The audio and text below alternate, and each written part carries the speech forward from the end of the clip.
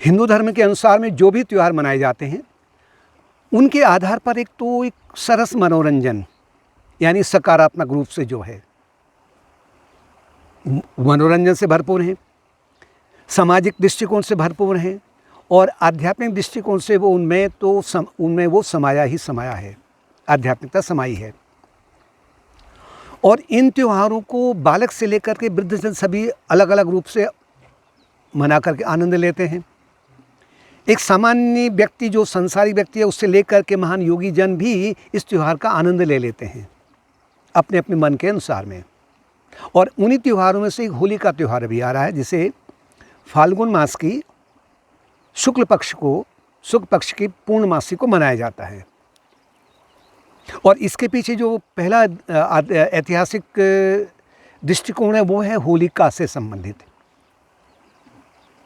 होलिका कहें या भक्त राज प्रहलाद कहें।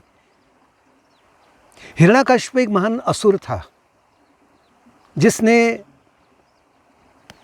देवताओं पर बहुत बार आक्रमण भी किया था। हिरण्याकश्यप की बड़ी कन्या का नाम था होलिका और छोटा जो पुत्र था उसका नाम प्रहलाद था। और प्रहलाद का जन्म कुछ उन परिस्थितियों में हुआ था कि प्रहलाद को जन्म से ही भगवान विष्णु में एक रुचि उत्पन्न हो गई। वो भगवान विष्णु का महान भक्त बन गया था। और हिरण्याकश्यप को तो पसंद नहीं था क्योंकि असुर था। असुर को क्या पसंद है कि मेरा जो कुल है वो भौतिकता में डूबे रहे, खूब पैसा कमाओ, धन कमाओ, झूठ बोलो, फरेब करो, अराजकता फैलाओ समाज में, यही पसंद था। लेकिन प्रहलाद इसके बिल्कुल विरुद्ध था। तो हिरण्याकश्यप ने प्रहलाद को मारने के लिए बहुत सारा प्रयत्न किया। पहाड़ों से नीचे गिरवाया उसे, हाथियों के पैरों से उसे कुचलवा दिया गया और उसे भयानक विषधर सर्पों से डसवा दिया गया। ठंडे जल में यानी कि बर्फ की सिल्लियों में रख दिया गया लंबे समय तक, कुएं में डाल दिया गया, भालू से गुदवाया गया, बहुत कुछ किया। लेकिन प्रहलाद सुरक्षित निकल गया भगवान की कृपा से। अंत में होलिका ने कहा कि पिताजी मेरे को वरदान प्राप्त है कि अगर मैं अग्नि में प्रवेश करूंगी तो मुझे अग्नि का कोई भी प्रभाव नहीं पड़ेगा, मैं सुरक्षित निकल आऊँगी। तो मैं अपने इस भाई को जो हमारे मार्ग में एक बहुत बड़ा कांटा है इससे दूर करने के लिए इसे गोदी में पकड़ती हूँ और अग्नि में प्रवेश कर जाती हूँ। आपकी बाधा हट जाएगी और मैं निकल आऊँगी सुरक्षित। लेकिन हुआ इसका उल्टा ही। होलिका ने जैसे ही प्रहलाद को गोदी में बैठा करके अग्नि में प्रवेश किया तो प्रहलाद के लिए वो अग्नि शीतल बन गई। लेकिन होलिका भस्म हो गई। तब से कहते हैं कि उस दिन से होलिका का त्यौहार मनाया जाता है। अर्थात जो होलिका जो है वो हिरण्याकश्यप की कन्या है, यानी कि जो अशुद्धि मन के हैं, अशुद्धि मन की जब भस्म हो जाती हैं तो उसे कहते हैं होलिका त्यौहार मनाना। क्योंकि आरंभ में जो साधक है उसके मन में अनेक प्रकार की अशुद्धियाँ विद्यमान रहती हैं जिसको हम होलिका के रूप में कह सकते हैं। और धीरे धीरे जब ये अशुद्ध अहंकार दूर हो जाता है यानी अशुद्धियाँ दूर हो जाती हैं तब फिर प्रहलाद यानी कि सद्गुण की वृद्धि होने लग जाती है। दूसरा जो इसका ऐतिहासिक दृष्टिकोण है वो है देवताओं के ऊपर असुरों ने बहुत बड़ा आक्रमण कर दिया था, यानी कि उनको चैन से नहीं रहने दिया जाता था। और उनमें एक महान असुर था, उसका नाम था तारकासुर।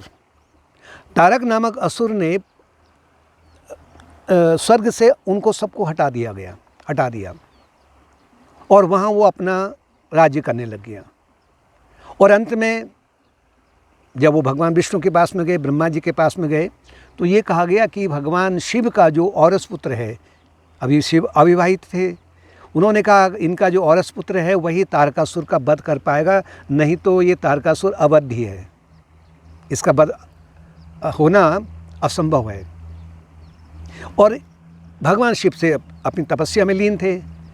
उनकी तपस्या को हटाने के लिए यानी तपस्या भंग करने के लिए इंद्र ने कामदेव का आह्वान किया और कहा कि तुम इनकी तपस्या को भंग करो। कामदेव बड़ा प्रसन्न हो गया। उन्होंने कहा कि मुझे भय भी लग रहा है लेकिन मैं अपना पूरा प्रयत्न करूँगा क्योंकि ये देवताओं का कार्य है। तो कामदेव ने बसंत ऋतु का आह्वान किया और उसके माध्यम से चारों ओर उन्होंने काम का विस्तार कर दिया। जो भी प्राणी था संसार में वो सब काम के वशीभूत हो गए। काम दो प्रकार का, एक तो जो सांसारिक कामनाएं हैं अनेक प्रकार की, पुत्रैषणा है, लोकेषणा है, वित्तैषणा है, यानी संतान की इच्छा हो गई, मेरी संतान आगे को बढ़ती रहे, मेरा प्रभाव बढ़ जाए, मेरे पास बहुत सारा धन आ जाए। और दूसरा जो काम है वो है शारीरिक काम। सभी इससे ग्रसित हो गए। भगवान शिव की जब आँख खुली, जब तपस्या भंग हुई उनकी, उन्होंने देखा कि कामदेव सामने खड़ा है, तो उनका जो तीसरा नेत्र था वो खुला, तो कामदेव भस्म हो गया। कामदेव भस्म होने पर, और ये जो प्रक्रिया थी ये होली के दिन तक कामदेव ने पूरा आरंभ किया था, लेकिन भगवान शिव ने जब कामदेव को भस्म किया उसे भी वरदान दिया कि कहा तुम सूक्ष्म रूप में रहोगे, सबके मन में विद्यमान रहोगे। लेकिन भगवान शिव प्रसन्न भी हो गए। उन्होंने कहा कि जगत कल्याण के लिए तो मेरा अस्तित्व है और मैं चाहता हूँ, अब मैं ये चाहूँगा कि तुम मेरा विवाह पार्वती के साथ में करो।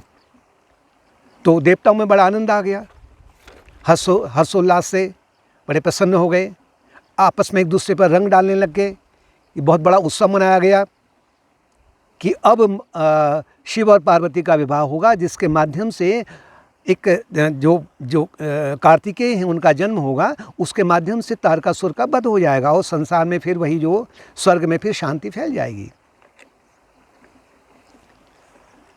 अर्थात जब काम दूर होता है, जब ये मन से जब ये अशुद्ध कामनाएं दूर हो जाती हैं, तभी जा कर के शिव और पार्वती का विवाह, यानी कि जीवात्मा परमात्मा का मिलन का त्यौहार है, जो कि बड़े हर्षोल्लास से देवताओं ने मनाया था।